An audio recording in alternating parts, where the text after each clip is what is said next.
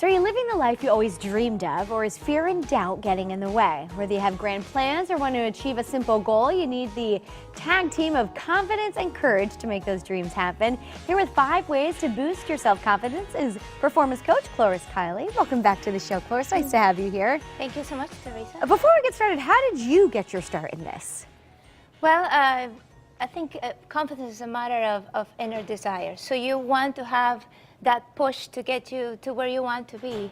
And that's how I started. I just wanted to empower people to know that they have what they need to achieve their goals. Very good. So you have 5 ways to boost the self-confidence. That's what we're going to go through today. Number 1 is avoid comparing yourself to others. Yes, that's right. This is what happens when you compare yourself to your own performance in the past.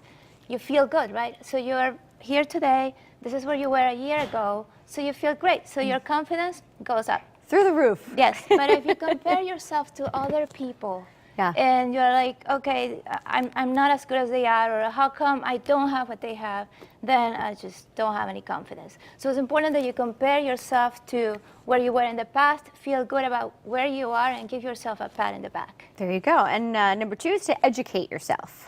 Yes, it's important. When I coach people who are going to get a new job, I tell them to just research as much as they can about the company. Know the people you're going to be talking to. Drive around the building just so you feel, I've been there, I've done that, and I can do it. Like I'm sure you, Teresa, when you go to a new venue, you research it, right? It's true. You really can never be too prepared. Know who your audience is, and just practice, practice, practice, and that usually tends to work out. That is the secret. There you go. Apply your knowledge. So everything you're researching, deliver it. You must apply it. Competence brings confidence. So let's say that I memorized how to make this Dutch apple pie, which I love. So Do you make that really? I love that. So I know the ingredients, I know the time it has to be in the oven, everything, right? But then they tell me, you have to bake this apple pie in front of 500 people. And I have never baked it. Do you think I'll have confidence? Well, you probably have to practice. It goes back to the other points you made. So it's about becoming an expert and doing this as much as you need so you feel like you got it. All right, and then it's important to surround yourself with people who support you. That's so important. You don't need anybody telling you that you're not good enough, that you cannot do it, that it's too difficult for you. I have a philosophy in life. Yes. I only spend time with people I want to be like. And I don't spend time with people I don't want to be like. Well, it's true. It makes sense because you want to learn from people, and you don't want others to bring you down if they're that type of person. So that makes sense. Kind of pick and choose who you're friends with. Exactly. Yeah. All right. And then allow only positive scenarios. That makes sense to me.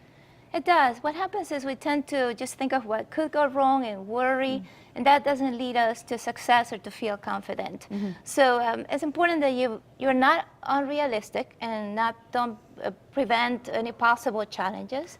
But at the same time, you have to just visualize where you're going. So when you have a problem, what do? You quickly overcome it. You find a different way, but you have that end goal in mind. Sure. Now, of course, you're a coach. What would you do with someone who came to you and said they're starting a new job and they're nervous about it? They don't have that confidence. What would be the first step? I would say take a small risk. So if you're going to get a new job, well, first of all, try to talk to people in the company and just to learn more about it. See how they react. Maybe have a mock interview with somebody else. See how you do during that low-risk type of situation. Sure. So just expose yourself to different experiences, and then you'll have the confidence you need to reach your goals. Very good. And Cloris, before we say goodbye, you have your radio show and a blog. Where can we find that? All of that is at ClorisKylie.com. Very nice. Well, thank you so much for being here. Thank you so much. All right.